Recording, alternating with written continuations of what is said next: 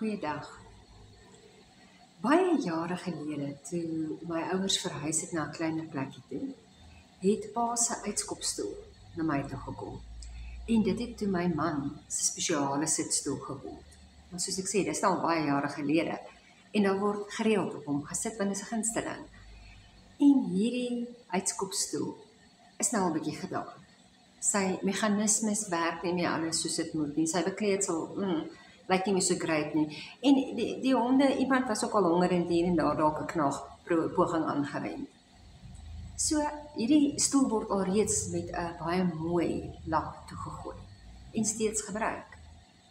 Maar jy sien 'n paar jaar later, toe my ma weer bietjie kleiner gaan, toe kom haar uitskopstoel ook na my toe, wat natuurlik bietjie jonger is en in 'n beter toestand.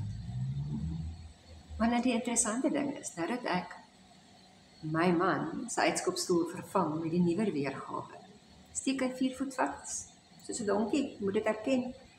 Hy sê net, hierdie stoel is syne, hy sit lekker, hy wil nie skuif nie, hy wil nie die ander een nie. Basiese boodskap, los uit, is nie jou om aan te karring nie. En alhoewel dit vir my frustrasie veroorsaak, want jy weet mos, ons vroumense wil mooi maak, en netjies maak en al die dinge doen. Maar ek besef ook, dat ek self het dalk 'n paar uitskopstoele waaraan ek vashou.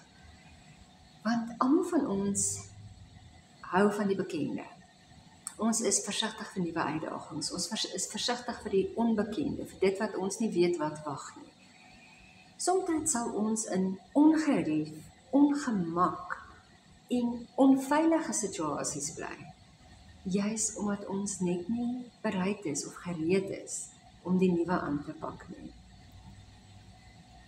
Ja, dit is wel so dat 'n hele klompie goed in ons lewens sentimentele waarde het.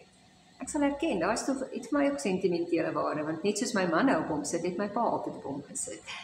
En was dit sy spesiale stoel. Maar ek besef ek moet ook mooi kyk wanneer dit tyd is om te laat gaan.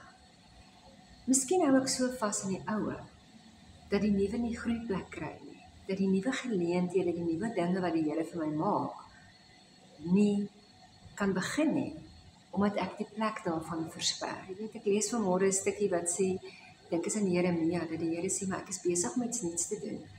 Ek het alreeds 'n plan, is eintlik alreeds aan die gebeur. Ek weet nie of die Here partykeer vir my wil sê, maar daar's 'n rotsie in jou pad, wat jy asseblief nou net moet laat gaan, en laat skuif, dat die nuwe goed tot voltooiing kan kom, dat dit nuut kan begin groei, nuwe geleenthede, nuwe dinge wat ek vir jou, my kind, beplan. Ja, laat ons almal kyk, wat is die uitskopstoele, wat dalk bietjie nuut moet word, mooi bly.